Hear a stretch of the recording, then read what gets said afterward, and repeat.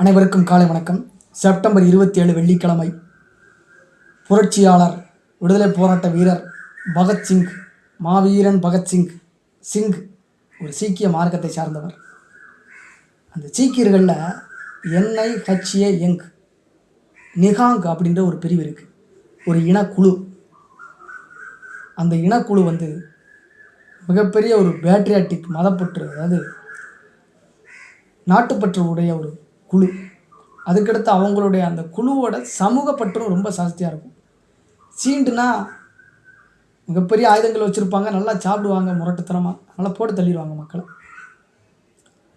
ஒரு police ஆஃபீஸரை corona டயத்தில் sub இன்ஸ்பெக்டரை கையை வெட்டி விட்டாங்க, அதெல்லாம் குறிப்பிடத்தக்கது.